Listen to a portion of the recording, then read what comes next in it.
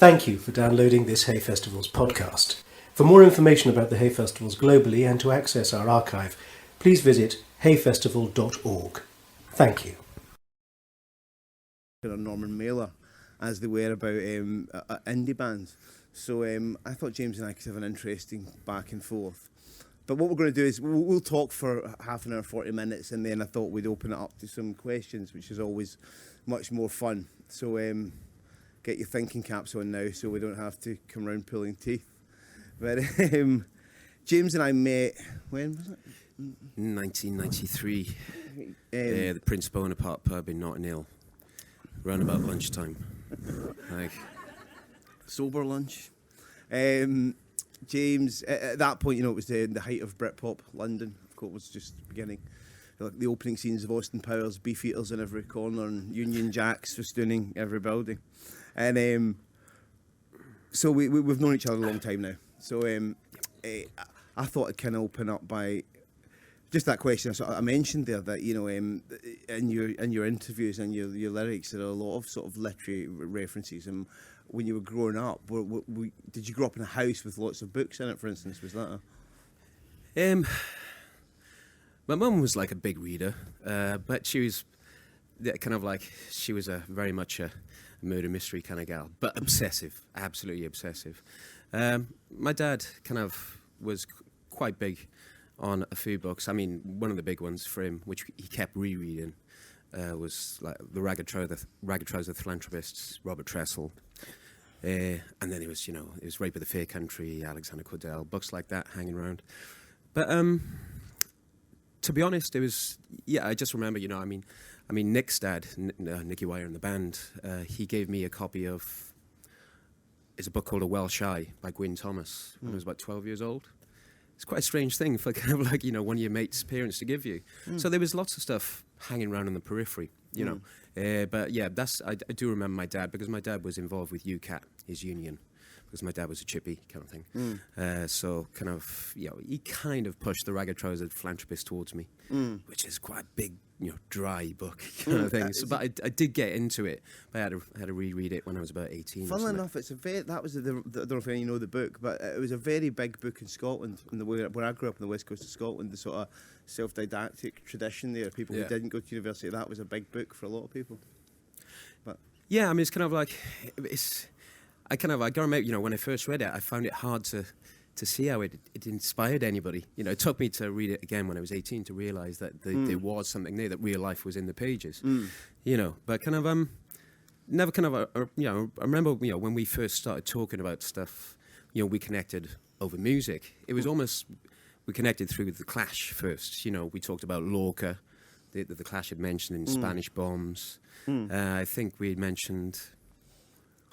What else? I think it was also Matt Johnson who had mentioned like Sartre, through obsessively reading Nausea and stuff. So a lot of my introduction to books, as is the evidence from our first conversation, was through music. A lot of literature came through music itself, because a lot of just like the people who were writing songs that I loved were actually name checking authors quite self-consciously. I got the feeling that was the same with you, no? Yeah, no, very much so.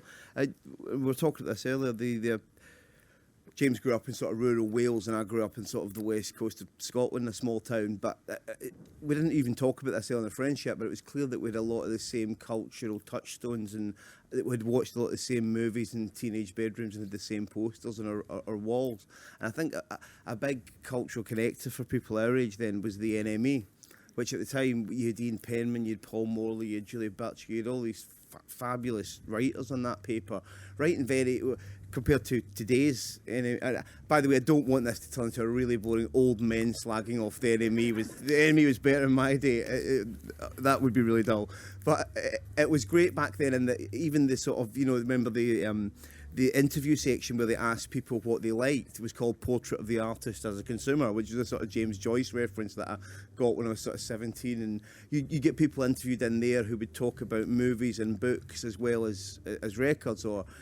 And it sort of, for instance, that's where I first heard of this movie called Taxi Driver, and then you watched that and you heard that Paul Schrader, who wrote it, had directed this movie called Blue Collar, and then Cat People came, and you as it is at that age, you're sort of joining the dots, aren't you? It was, yeah. I mean, that's one of the most shocking things when I first met John. I think, because I'd heard of John in, really ominous tones among some people I already knew in London. So it was kind of that Bill Hicks. There was a bit of a Bill Hicks riff where he used to go on about the First Iraq War, where he said, remember when they said, we have yet to come upon the elite Republican Guard? And John was like, the elite Republican Guard, he's a crazy man from Scotland. He's literate, but he's also a beast, kind of thing. And so when I first met him, it was almost kind of like that you would, if we quoted films at each other, which was quite early on when we met each other, he would even correct a missed conjunction in the sentence or something. And he was unbelievably like a quote machine. Going, what a wanker. Glad I don't have to hang out with him. But it was very weird. When I first met you then, it's kind of like if I got a line from a movie wrong, say something from Rumblefish by, Francis Ford Coppola, if I got one line wrong in that, you would just correct it straight away. So why had you learned all these kind of lines in movies? Had you learned them, or were they just soaked in by osmosis? No, I always had a bit of a facility for dialogue, for either remembering it and then subsequently I became a writer. Dialogue, I think this is true for many novelists. Dialogue is the least demanding. If you've got an ear for it, is the least demanding part of the job, as opposed to structure and narrative, which are far harder things to get right. So I was always. Funnily enough, they called me. I saw in the programme for Hay. They said that when I was described as a satirist. I thought, what satir? You say I'm a satirist? So I introduced myself. Hi, I'm the satirist, John Niven. And somebody said, "Well, how would you define?" I said, "Well, I'd say I'm a sort of, a blackly comic novelist with a fairly good ear for dialogue who writes quite clunky prose narrative sometimes, and we're not getting that in the programme, mate. It's just, I have trouble fitting it on the business cards too, so maybe we'll just take satirist. But to answer your question, I always had a facility for that, for remembering. Because I tried to learn the lines from films. I'd rewind them on the VHS, not Betamax. And back and forth kind of thing. So I was in somebody's house recently, and the movie Alien 3 was on. Good enough movie, but not what we call a masterpiece. It's not Chinatown. And I was sort of repeating every line of dialogue in it as they were saying it. And my friend went, "Will you please shut up? You're really starting to scare me. Why do you know every line of dialogue in this piece of shit movie?" So it was... it's a blessing and a curse. We'll come to that later. But talking about the MSPpedia and the sort of cultural environment we grew up in, it's just that thing we'd shared experiences, whether it was watching the Tube of a Friday night, and you'd find out, everybody you knew would find out about a new band, wouldn't you, at the same time? Or? Yeah, I mean, it was, I suppose, in the Manics, we're kind of known for a certain genre, regardless of how diverse we think we've been. We're known for a genre, and kind of it's getting that way where you're writing a wee bit, just a tiny bit. There is a certain directness to the prose.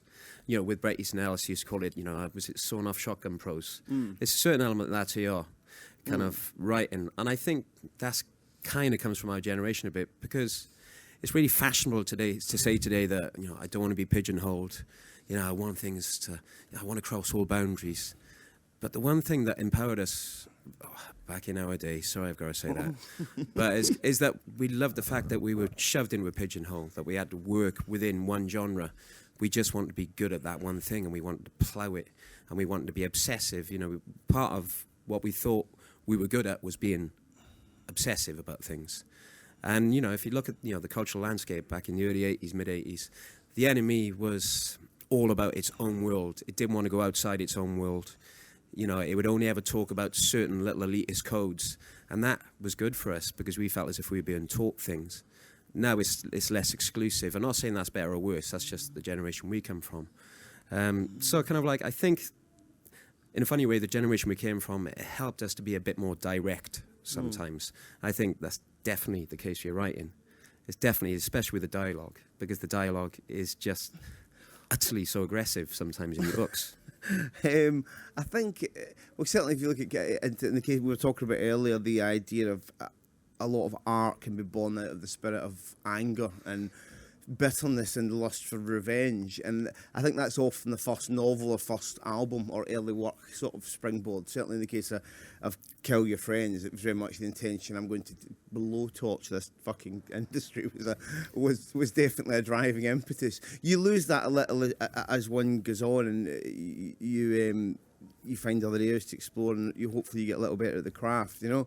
But that central wellspring of sort of anger and revenge, I think, also to touch on what you just said there, it was very much in the sort of you were so on the outside of culture back then. What we were kind of interested in what to do was just so far removed from where the mainstream of culture was at. I don't know if any of you saw that, the documentary on BBC 4, I think it was recently, about it's the 7 Ages of Rock thing, and they did the sort of British indie rock Britpop special, and they contextualised it brilliantly. There was they basically showing you sort of Top of the Pops in 1983 before the Smiths appeared, and it was all Paul Young with headbands and leather trousers and giant red coats, and then suddenly the Smiths come on, and who were the most successful indie band in the country at that time. But, you know, behind them was a whole legion of tiny little bands that we loved that you probably never heard of. And you very much lived in the margins then. And that was quite good. It drives you that sort of outsider energy, you know? It does, yeah, definitely. Kind of like, and like I said, I think that feeds into kind of like, you know, making you almost kind of like pursue a genre and like be better for it. But I'd like to, because I think, you know, obviously it's more about you and your books at the moment in terms of, I'd like to start asking you a question about, it was around about 90, what we call the Sutherland Avenue days in Maida Vale. I was living around the corner, and John was living around the corner in a flat with a mate of mine called Deke. And so we were all kind of big drinking buddies at the time. I was sort of like the Seinfeld days. One of us was always busting. I was George. I was too, sure angry George. I was. I always thought more Newman. Thank you. The whole episode went up a gear when Newman came in. Oh, so I was George. But kind of, it was kind of, at that point, you know, you'd been, in charge of your own imprints, you know, you're putting out records by Mogwai. And then suddenly there was almost like a cataclysmic split from the record industry. You just left.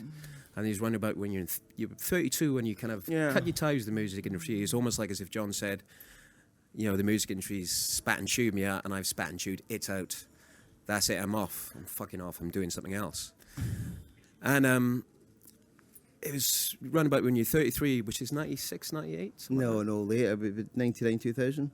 So 2000, where he just said, that's it, I'm off to become, I'm off to become the writer, which we always knew was going to happen one day. This first in English lit, tucked under his belt, kind of like proudly displayed. Thank you for getting that. It's like, but kind of, sorry. It was a cataclysmic, just like, I'm just doing this. And we were just like, he's crazy. What the hell is he doing? But then your first novel, in effect, was Music from the Big Pink, which is the 33 and a third series, which was, you know, obviously books about the formation or inspired by real musical events. Yeah. But really, your first novel is Kill Your Friends, really. For a lot of people, yeah. In my eyes, you know. And Kill Your Friends was called the longest suicide note to the music industry ever written. But since then, you know, you've gone on, obviously there was the novella, Music from the Big Pink, there was Kill Your Friends. Not so much the amateurs, but now Second Coming.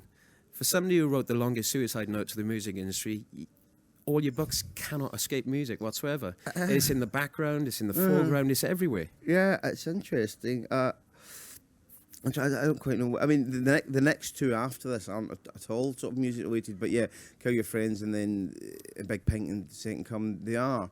I don't know, but at that time you're sort of talking about, it was, unlike you who sort of discovered what you wanted to do quite early in life and got on that road, I always wanted to be a writer somewhere within me, and I'd written short stories and things when I was young, in my teens and early 20s, and I had a lot of the same idea, and I'd say this to anyone out there who's interested in being a writer, I had a lot of the same ideas and impulses creatively, artistically, that I have now, but I just didn't have the self-discipline for the long haul to do what it takes to fashion a book over weeks and months and years, in fact. I didn't have that sort of discipline until much later in life. I had to wait till that caught up with me.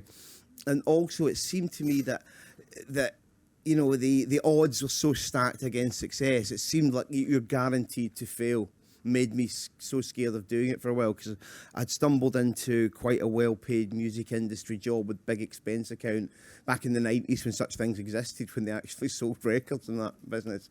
And I got quite used to a comfortable lifestyle. And the idea of sort of, throwing that away and trying to write this book that was probably almost doomed to fail, it was just so terrifying.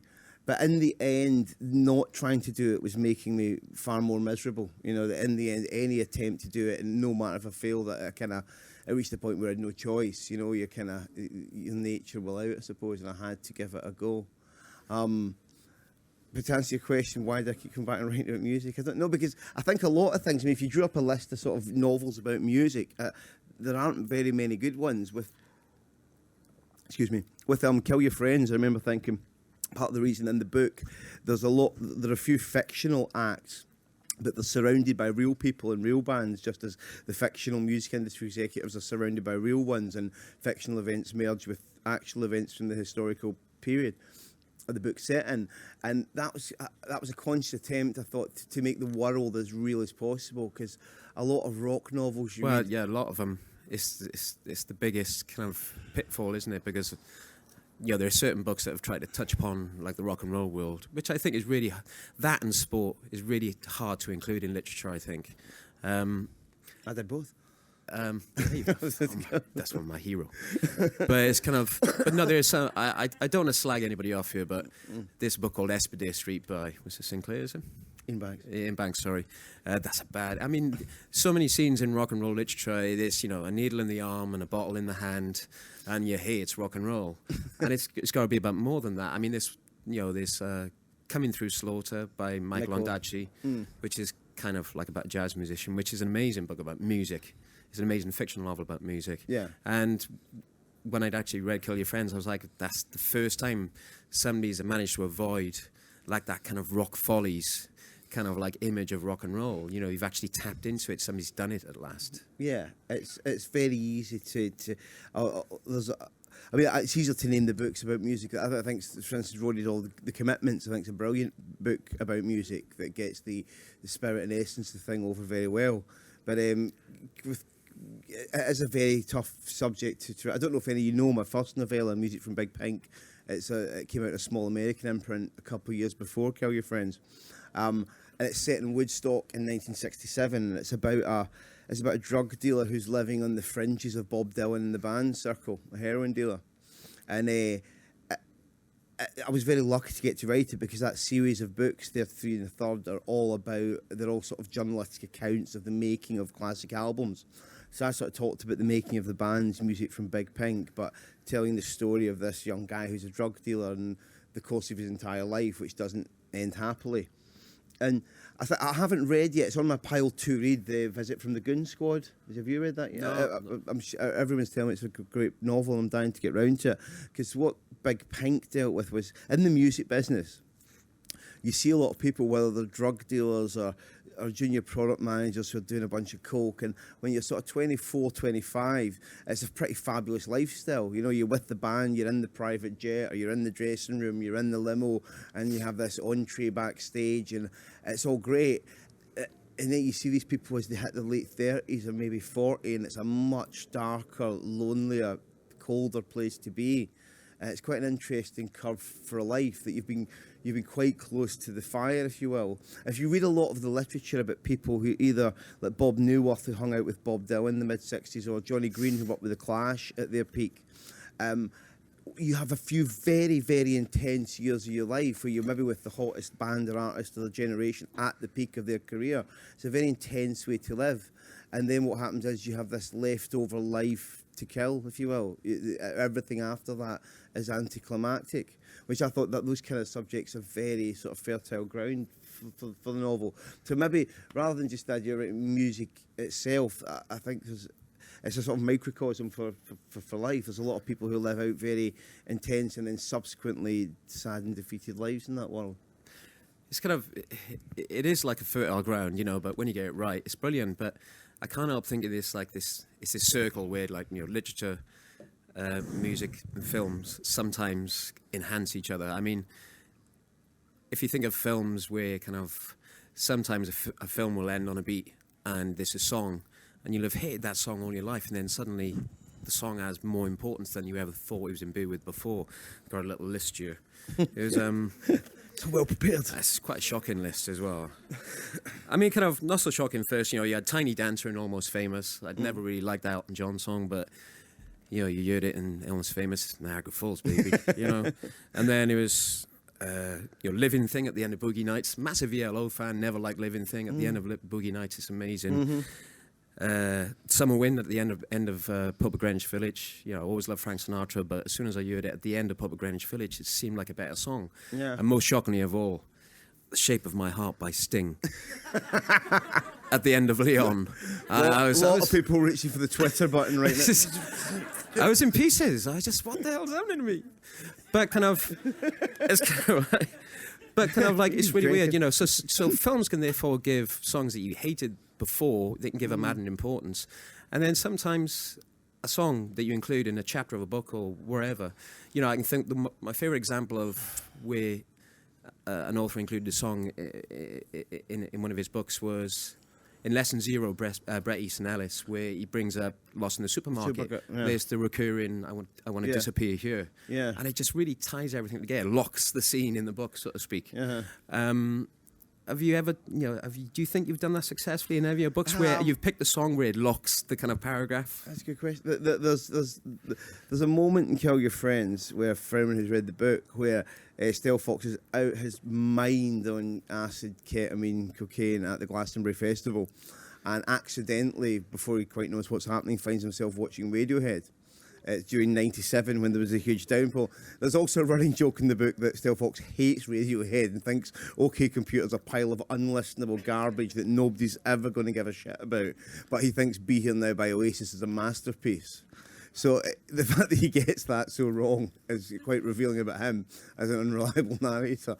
But there's a moment where he's at the festival and he's out his mind and the rain's pouring down and Radiohead are doing the sort of coda to Camera Police where it's rained down. And it's the only moment in the book where just for a second he sort of glimpses the sort of power, the potency, of music. And then he's off to whatever next drug-addled adventure. Just this tiny moment where he gets that.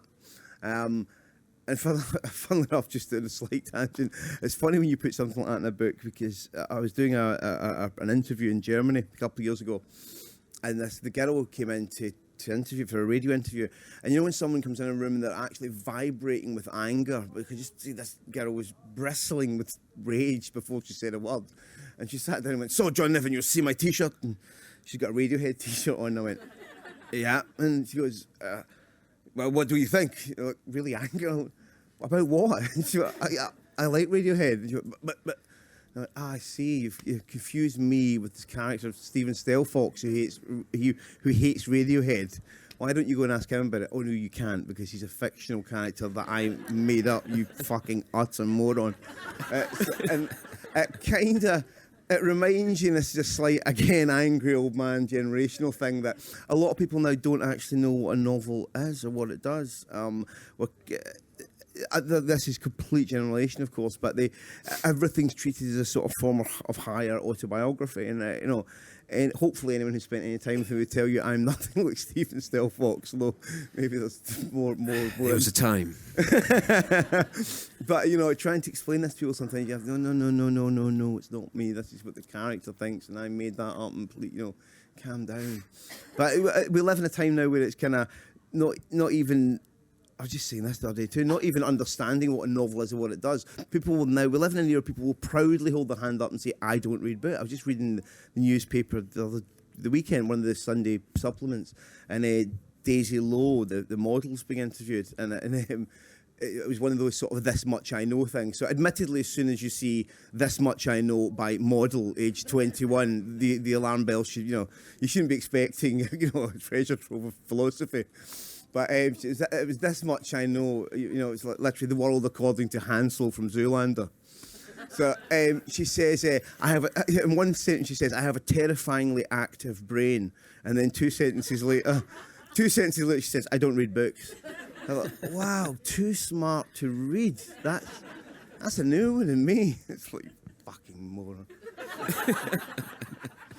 But, I grew up in working class Scotland in the in the 80s. And even at the age of 15 in my time and place, I knew it wasn't a good thing to say, I don't read. Even if you didn't read, it wasn't something one proudly declared. And now you have people, Victoria Beckham saying, I don't read to my children, we all find it boring, I just use flashcards. I mean, you might as well have a neon sign saying, I am a giant fucking retard, permanently on your shoulders. And like a scarlet letter, I'd be forced to walk around with that. Sorry, James. Jesus. I thought I'd go away from Nick for the weekend. Jesus Christ. Let me get us back on track here. Let me do the boring stuff, John. Dial it back in. No, I kind of remember being around, around the flat and stuff, and there were some touchstones there in your bookshelf. There was what I would call the obvious stuff. It was the Bret Easton Ellis, but kind of like there was stuff like a Carver, Updike. Is it the same when you start out the road as a novelist, where I know that we were, when we were like 15 and 16, the first thing we tried to do was sound like The Clash. Never got there. But, I'm glad we never got there, to be honest. But kind of like, is it the same? Is this the same childish pressure, no matter how old you are, and when you start as a novelist, that you want to try and write something like Updike, Carver? You have influences, of course. So one of the kind of, but I mean, I was quite late coming to the table, if you will. I think if I had published something when I was younger, it might have been much more, even more derivative than some people have accused it of being. But actually, a huge influence, and I haven't really talked about this before, but you mentioned this earlier, and it made me think, was the American novelist James Cain. I don't know if anybody reads Cain, but who wrote The Postman Always Rings Twice and Double Indemnity. And what I learnt from James Cain, it's that very taut cinematic prose of he enters a scene as late as possible, i.e., whenever whatever's crucial in that scene is about to happen, happens pretty quickly. And then as soon as the scene's achieved what it has to do, he gets out of it and on to the next thing. And in the way that maybe Elmer Leonard does too, who's writing a love, So James Cain early on, Picador in about 1985 published his 5 big novels collected in one volume, and a friend gave it to me for a birthday present, I think when I was 19, and that was one of the first things, because it's very unshowy and technical prose, and that was one of the first things that made me think, maybe I could do this. I mean, it took over a decade for that to come to fruition. You never felt any pressure from from something one of my favourite Scottish novelists was Alexander Trocchi. You never felt as if you had any influence coming from a Scottish background at all? Not so much. No, there weren't. It's odd to say. I mean, and also out of Ron Butlin was the other one, I think. Yeah, and I like James Kelman. There were Scottish writers that I liked. Yeah. But I mean, now I'm halfway through the next novel now. So out of those 5 books, I guess there's only been one where when The Amateurs, my sort of third novel, it was set in Scotland. And it was a Scottish story, and it's my favourite book of all. You have sort of favourite children's degree, and I think also it was just a relief because I wrote it straight after Kill Your Friends, and which it spent your entire day for a year and a half in Stephen Stelfox's head. Well, it was fun. Now and again, did get about so going from that book to The Amateurs, which is a sort of story about golf and gangsters set in the west coast of Scotland, it was a bit like going from the set of Apocalypse Now to Comfort and Joy or A Local Hero, a Bill Forsyth movie. I think The Amateurs is your Jackie Brown. I do. It's kind of they'll look back at it and say it's the most un-Niven-esque of his novels. Funnily enough, I think it came out here a bit too quickly after Kill Your Friends. Kill Your Friends sold more than I think anybody expected, and that was still sort of going. But in Germany, for instance, are you invoking the second album clause? Not quite, no. In Germany, for instance, it actually outsold Kill Your Friends, which did very well there. So you're big in Germany. Me and Hasselhoff routinely eat dinner together on the Reeperbahn. It's kind of, I mean, like I said, with The Amateurs, took a wee bit of a detour in terms of the music wasn't as much of a backdrop. I think there was something a bit more personal in there myself as well. Yeah.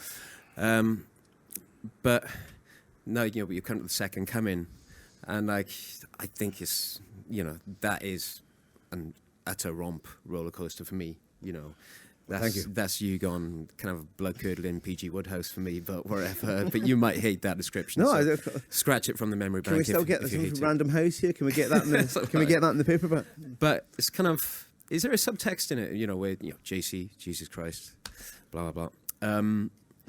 Is there a subtext in the book where, you're almost kind of like pining for the fact that because the music, there's a lot of music in the books, etc. This Primetime Springsteen, Clash, Mogwai, lots of stuff there. And the one thing I think that goes through all that music is there is a strange kind of heroism through all that music, even Mogwai.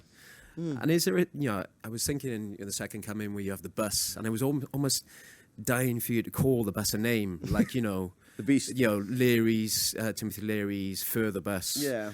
Sex Pistols, Nowhere Bus. Nowhere. And I was just thinking, is there a subtext in the book where it's almost like you want some heroism back in music as well? It's not just a cultural, societal thing. It's an actual subtext of you want more heroism in music too?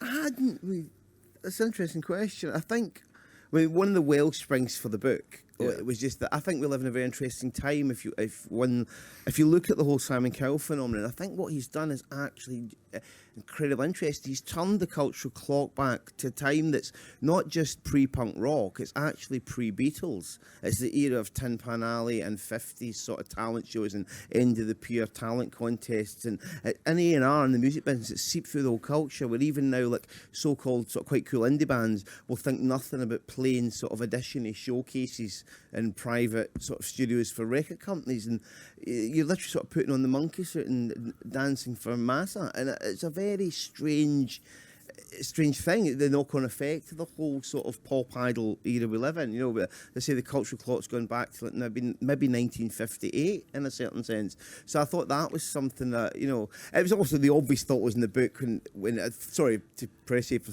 people who don't know, the book's about the return of Jesus to earth, and the obvious thought was, well, what's he going to do to get followers? You stand in a milk crate down at Speaker's Corner, that's going to get pretty, people just think you're loony. So he's a guitar player, so he winds up in this sort of pop idol type show. Or the creator and the host of the show, who is Stephen Stelfox, who returns in a sort of cameo in King of Friends.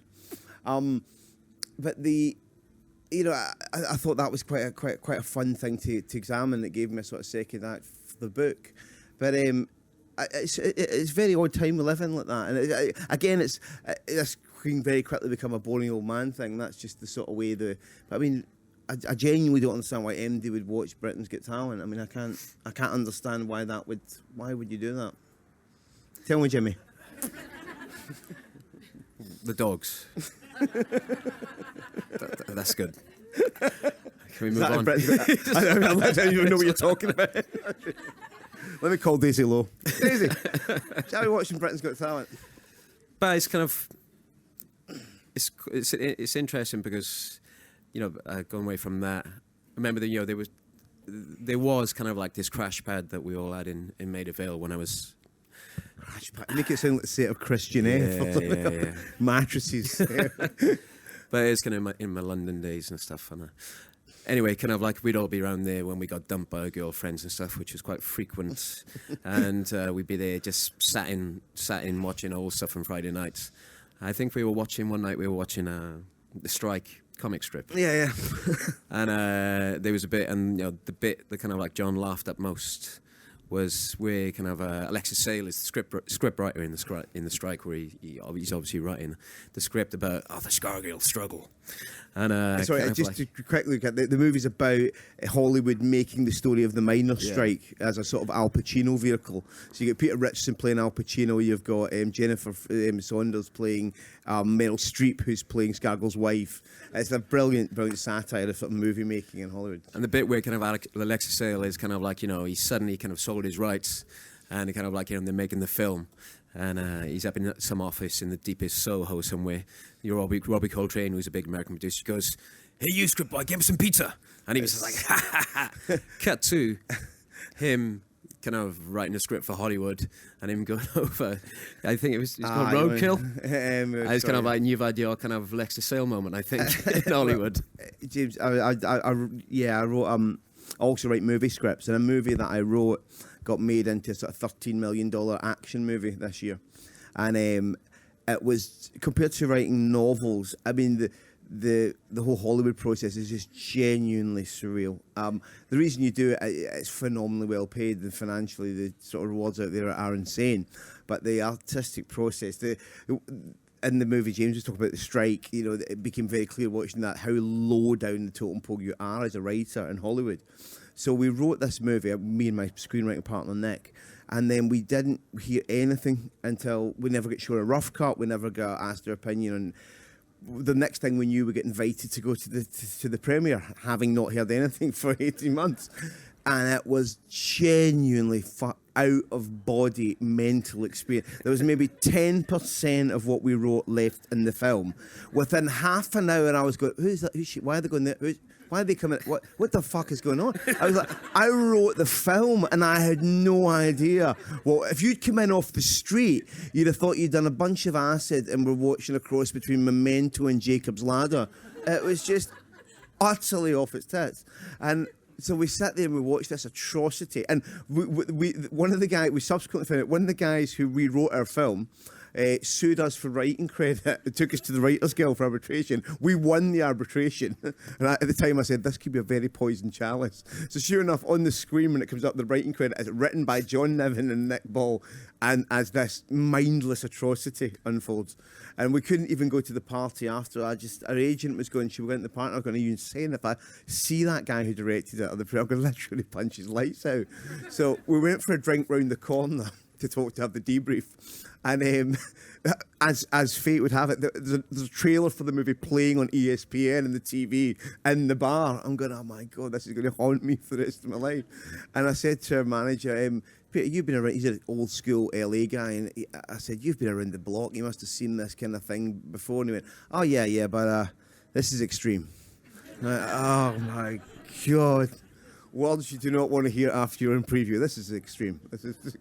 It was mental, you know. I think William Goldman said, if you do nothing but write screenplays for a living, I might covet your bank balance, but I wouldn't give you 2 bits for your soul. And it's a fun thing. That experience wasn't fun, but I find it quite fun to dip into every couple of years and write one, because it's when you're a novelist, a bit like when you're writing songs, it's like you're at home, you're alone, it's a solitary activity. And so now and again you get a band you go to work with. But so for me, every year or two to get together with Nick and then subsequently to meet writers, to meet other writers or directors, there's a social aspect to it that writing books doesn't have. But yeah, it was. I don't recommend the preview experience. It was, you know, when you can't actually get any further down in your chair. I was literally like sort of, you know, I was like that about halfway through it and just sort of making. And you know when you've done something really embarrassing the night before, and you're thinking about it the next day, and you sort of go, you'll make little involuntary noises. I was sort of halfway through. I was just making. No. It was like I had Tourette's. Thanks for bringing that up. It's okay. That's cool. Okay, so I think we're kind of 40 minutes into that. Does anybody want to ask some questions? Do we have a microphone? Oh, God, please somebody ask some questions. Oh, go. This is a question for John. When you were writing the character of Stephen Stelfox, did you realise you were creating one of the greatest anti-heroes of modern literature? And that's the first part of the question. The second part is he going to haunt you? Now, are you going to have real pressure on you to bring Stephen Stelfox into future work that you're commissioned to do? Okay. Did I realise creating anti-hero? No. I mean, it's very odd. You think you're creating Satan, and people will come up to you and go, I fucking love that guy. He's so funny. And it's certainly within the music industry. I heard stories like some A&R guy at Sony allegedly bought 30 copies on Amazon and was signing them in his office and giving them to people saying, this is based on me. I'm like, are you out your mind? I mean, it's literally like the Antichrist, and you're happily going, this is me. So you can never tell how something's going to be received. I certainly didn't think the character. I mean, when you're writing the book like that, you do have an affection for the character in a way, because I mean, writers have known this since Milton. The bad guys are always more fun to write. You know, there's nothing harder to write in contemporary fiction than the sympathetic white male. It's a very difficult thing to pull off. Whereas the bad guys are easier, and it's a lot of fun. And he was a very, very bad guy. And another very interesting thing about that, a certain sort of middle class response to the book is, I had a couple of people say to me, "Oh, I did like it, but I had a very difficult time dealing with the racism." And you go, hang on, there's women butchered, throats cut, literally unspeakable acts of violence, but a little bit of racism. That's your beef, and it's not a thing. But to answer part 2 of your question, pressure to bring, I'm not under any pressure to bring him back. With the second coming, it just seemed like somebody had to run this talent show, and I thought, well, why not Stelfox sort of 10 years down the line from. Because Kill Your Friends was set in 97, the Talents was now. So it's a similar time curve to sort of Cowell's trajectory from A&R guy at BMG back then to this. So it made sense. And I do have plans for an actual Kill Your Friends full sequel, because in this book, Stelfox is only in the sort of midsection for 100 pages. But I think I'll have to delay writing that now, because he's been in this book, and we know. I was doing an interview in Germany, and just after the book had come out, and a German journalist said to me, "So, you are friends with John Niven?" I was like, "Yeah." And he went, "But he has put you in a book in scenes with the character Stephen Stelfox, and the book is called Kill Your Friends."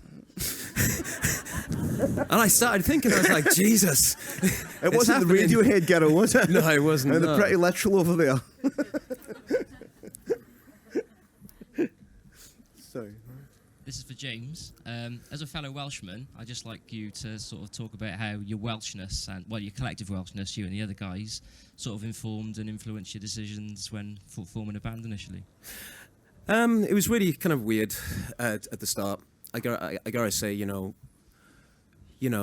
when we formed the band when I was 15, so that's 1984, and obviously that was a pretty terrible time in lots of parts of Britain, obviously. And I think especially in South Wales valleys. It was really strange, because everything that we've been brought up to believe that we had to be proud of as Welsh people, Welshmen, whatever you want to call it, seemed like it was a crumbling edifice around our ears, around our eyes. All those things that we've been told that we should kind of believe in seem to have been destroyed by the time we were 15, 16 years old. So that was quite confusing for us, I think. I must admit, when we started the band, we wanted to just leave. Part of that is because when you're a band, if you want to make it, you kind of got to go to London. That's just, you've got to do it. You had to do it then, especially. And then the weirdest thing happened, as soon as we went to London and we started, getting somewhere, we all started kind of like crawling back to Wales as quickly as we could every weekend. So that it was very obvious to us. There was obviously there was very symbolic things for us that we were all into. I think it's well documented that we're all massive sport heads. So that leads into the obvious rugby thing. Richey was, regardless to what people think Richey was, he was a massive boxing fan. He was a massive rugby fan. And we all had those touchstones of what some people might, perceive as being Welshness. So that was there. That was just set in stone. But I must admit that, we all wanted to leave because we just felt as if it had all been destroyed by the time we were just coming to be 15 or 16. The only time we saw the place that we came from on the national news was when literally a strike was going past my parents' door in Survivors Road. It was really weird. It's just like the only way that the way our world was perceived, it was as a place of apocalyptic disaster, But then again, like I said, as soon as we left, we all started crawling back. We just didn't feel as if we were at home anywhere else. And that was, we got to remember, we were really young. And that didn't shock us, but it put us in our place. And it put us in our place, and we knew, as soon as we started going off touring, we knew we were Welsh, because we just all came racing back, every weekend, just to get our dinners and get our clothes washed. And Nick just never left Wales. I must put that in record. He never left. Sean is just across Channel in Bristol because his wife was working there. Richey never left Wales. I was in London for a long time, and I was a bit of a. I was a bit of a problem for the band for a while, because they would be like, JC and Bradfield's been sitting in the Met Bar. And Nick would call me up, a champagne socialist. He said, I'm a Prosecco Marxist. But kind of, it was just, it really, I gotta say, that it was the landscape more than anything for me that really, really, really informed my Welshness. My next door neighbour was Cyril. He used to say to me, the mountains will never let you go, kind of thing. And he was right. He really was right. It's some kind of weird, strange, mystical thing that kind of like, it was almost like a call in the kind of wind or something. And that sounds really corny, but that's where it was, definitely. But you always had that, even when we were living a sort of halcyon London days, you're clearly very, very fond of where you came from, where I have a much more problematic relationship with Scotland, and I kind of see its faults and things, like certain things about it drive me absolutely crazy, which I think you find with a lot of Scottish people. They have very, you do get that kind of archetypal Scotsman who you'll meet in a bar in Melbourne or somewhere who'll rant on about how great Scotland is. Why don't you move back there? Then you could probably drop down the middle of the rainforest and there'd be Sting and King Wongo of the Stoke people and some Scotsman telling them how great Scotland is, who hasn't been back in 30 years. So I always the more difficult relationship with where I came from than you seem to. Yeah, I mean, it was kind of really strange. It was, to answer your question a bit more, that's why I asked the question about, other Scottish kind of authors that I was aware of, like Ron Butlin and Alexander Trocchi, because it was certain poets, it was Saunders Lewis, that definitely I was connecting with at quite a young age, around about 17, 18. Well, feels young now anyway. And there was lots of poets like John Ormond as well, who I absolutely loved. And slowly but surely, what John was just saying, he's saying sometimes you can over-romanticize where you come from, definitely. But it's when you don't feel at home anywhere else is when you actually realise what you are. And I never felt at home anywhere else except Wales, I suppose. But it didn't stop me trying it out other places. Yeah. So another question I meant to ask you that you made me think of there is, you, a bit like our friend Jeff Barrett, you're an absolutely voracious reader, very, very well-read man. Do you ever sort of regret not going to university and maybe doing that formally for a few years? Is that something you ever think about? No, because I'm really, really aware of the difference between somebody who enjoys reading and somebody that really intrinsically understands reading. And that's not being self-effacing or anything like that. It just is. Kind of like, look, if you've been in a band with Nick and Richey, you realise the difference between a proper academic and somebody that just loves reading. And I just love reading, I remember, trying to, write lyrics when I was 15, 16. And, the information was there in my head. The intent was there. But there's no way I could get that on the page. Just couldn't do it. There was more than one tool missing, I think, And for Nick and Richey, it just splayed out. It almost like speaking in tongues, and so you just got to realise, and it's the same with the politics. We're not up ourselves about politics. I actually just really, really, really love politics. In 1 week, if you can watch Meet the Press on CNBC. If you watch Bill O'Reilly on Fox, you watch Jon Stewart on CNN, if you watch, This Week, watch Question Time and listen to the Today programme, you realise it's just an amazing soap opera, politics. But that doesn't mean that I could ever get close to doing a politician's job, because some of those people, like, I have a long-standing admiration for people like Peter Hain, who actually, he's a politician, but he's actually put his body on the line in politics, when, he went to jail.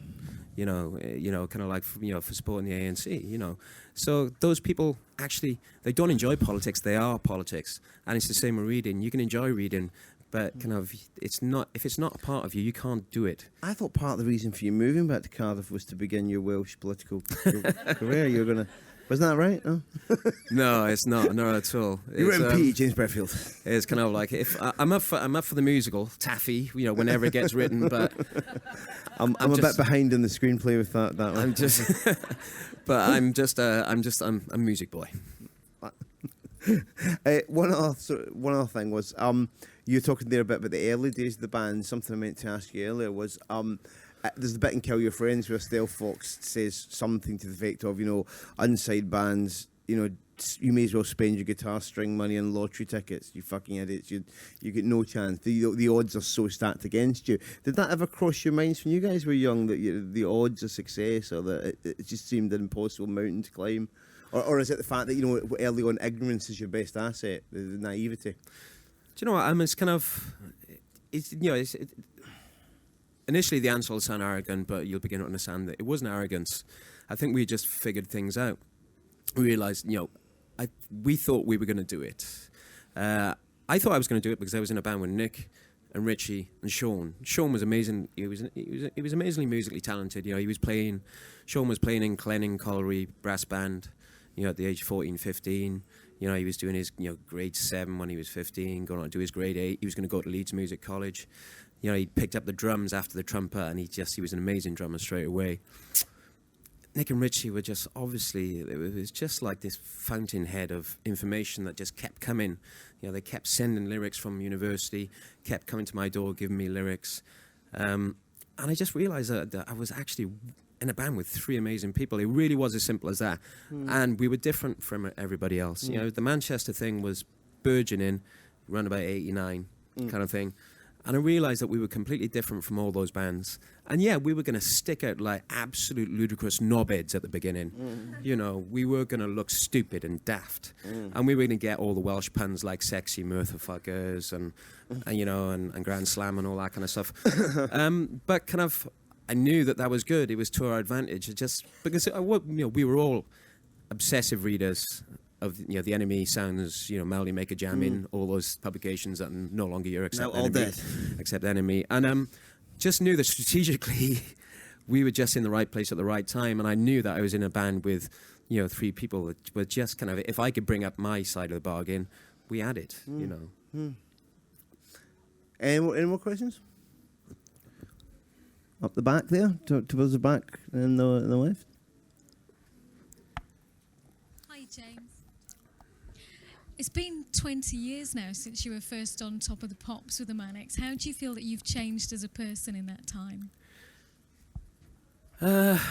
Put on a few pounds, definitely. I think this the one thing that always changes is, me and Nick were talking about it the other day.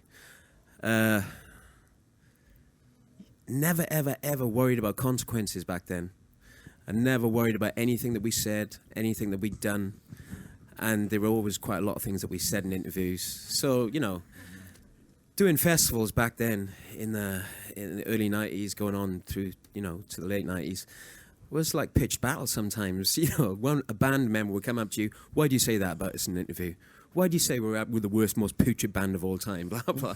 And it was like, you're running the gauntlet with all these other musicians, and you never cared. You just didn't care if somebody took a swing at you. You didn't care if somebody just went and slated you in the press. And you didn't care what anybody thought of you. And that changes. That does change. You do become less fearless, and you become less indestructible. I think that is the biggest difference. And again, I've got to sing Nick and Richey's praises. Never 2 people, I think, ever been in a fight, but they didn't care about the consequences of what they might say about anybody. They had that fearlessness, They didn't care about anybody coming up and challenging them, which was a massive part of being in the band. It was just being fearless and feeling indestructible because you were part of that band. So that's the biggest change. Now there's a lot of things that go through my head and certainly Nick's head that we wouldn't say anymore. But I think you try and redirect. I get to hear them. Yeah. So I think you start to redirect that into sometimes the music and sometimes the lyrics, definitely. I think that's the biggest change.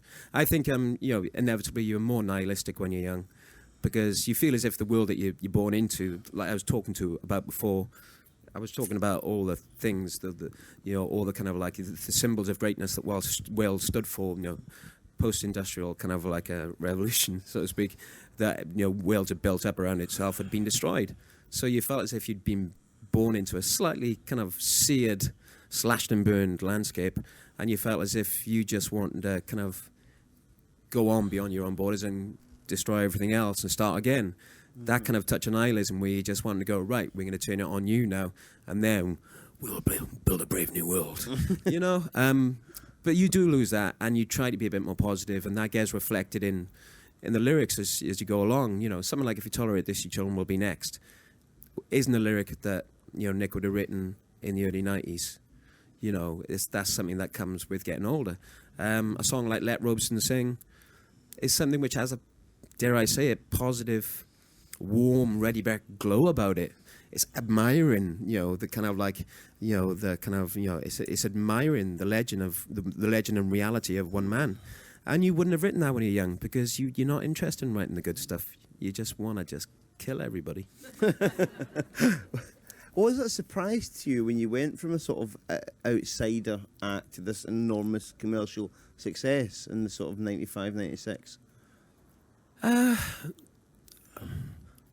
don't know, no, because I kind of, at the start, kind of, we'd had a song, Motorcycle Emptiness was a song that had become kind of like a hit without being a hit around Europe. I know you had it wasn't like you weren't doing anything. No. But it was kind of, I knew that capacity was there because, like I said, Motorcycle Emptiness had only been a minor hit in Britain, and it had been a hit in Holland and nowhere else, just like Wipeout. But we'd started going around the world 2 years after that being released, and every time we played it, everybody knew it. We'd be at a festival, and there'd only be 200 people there to see us, but then suddenly, 3,000 people in that crowd knew that song, Motorcycle Emptiness, without it ever being a hit. So suddenly that song had gone beneath the radar, and it seeped into consciousness a tiny bit. People actually connected that song with our band without actually liking us. So I knew, from there on in, I knew we had that capability to cross over to people, I think. I keep getting I routinely get phoned up by people in the press for quotes about there's now this sort of 90s Britpop nostalgia thing budgeting, particularly with Pulp reforming this year, and you people asking you to talk about Britpop. And of course, Britpop is basically it's a swear word now. It just encapsulates the sort of it's the be here now period of it, and it's very easy to be cynical about it. But there was a period, sort of 93, 94, 95, when it felt like people like us who had been the complete outsider, it felt that we were running the show, that we really were getting our shot, both in terms of the labels and the executive positions and in the bands. There was a real window where you thought suddenly music, the kind of music you like that had been completely way over here, suddenly was starting to sell shitloads of records, and that you were kind of winning the war, if you will. It was. There was that weird moment where, dare I say, you felt as if the indie wars had been fought and they'd been slightly won, kind of thing. And like you said, now it's used as that kind of like the big cliche of somebody going, I don't want to be pigeonholed. What was that all about? And people say it about Cool Camry as well. I'm sorry, but I don't get that. When I was touring around the world and people were just saying, people in Finland and Norway and Sweden were saying their favourite band was Super Furry Animals or Gorkies or Stereophonics, that just made me feel really proud. But, somehow everybody just goes, Cool Camry, what a bunch of schlock that was. Well, I don't agree. I was absolutely amazed that people in Cuba were just actually, kind of asking me if I knew Griff from Super Furry Animals. I thought that was an amazing thing. So kind of like, there was that time where it felt as if it'd gone overground and the guitar had become the weapon of choice again. Simple as that. Kind of, you had your band, you was in the Wish. I was first aware of John, actually, was in a band called the Wishing Stones. Oh, dear. And, no, they were a good band. They were. Because Richey really liked Spitchwick. There was a song called Spitchwick. Oh. Any plans to reform Wishing Stones? Well, we did Truck Festival in Oxford a couple of years ago, and I wrote a piece about it for Esquire, just about the whole phenomenon of old middle-aged men cranking out their teenage dreams, and it was a very strange experience. But no, to answer your question, James, there are absolutely no plans.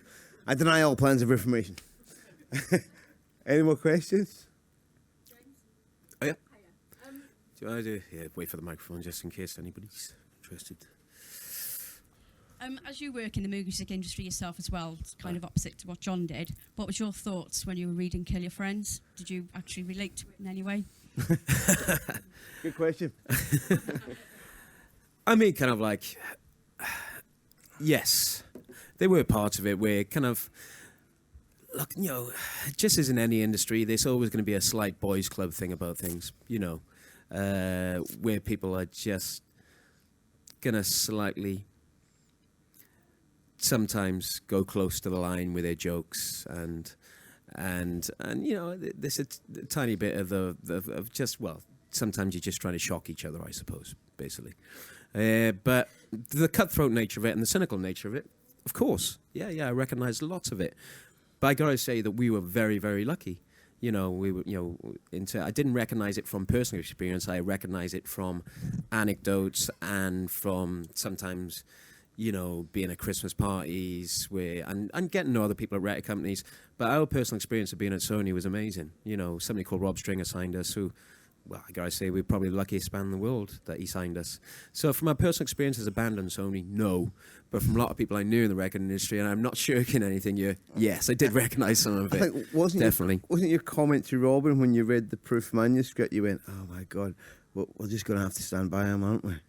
Yeah, it was. It was. Well, at least, anticipating maybe the most hated man in Britain. That was Faithful Hound. I said, wherever he's, we're there for him, kind of thing. But I definitely, it was kind of, I was kind of slightly shocked as how just John had ripped himself away from the record industry, and almost like it was creating his year zero. I'm going to get you all. Well, that was kind of shocking to read. I knew that you kind of ticked off, but I didn't know it was that deep. This time it's personal. Yeah.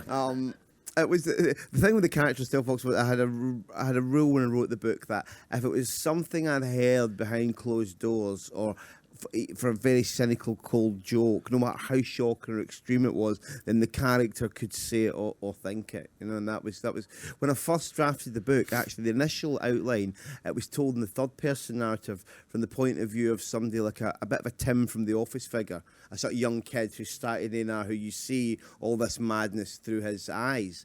And it was all right, but it was actually not great. And then once I made the decision to do it from Stelfox's point of view and have him be completely unapologetic about all his thoughts, no matter how extreme they are, the book really came to life. It was much more exciting. So, I think we've just run over time here, so they probably want to get us off. But thank you all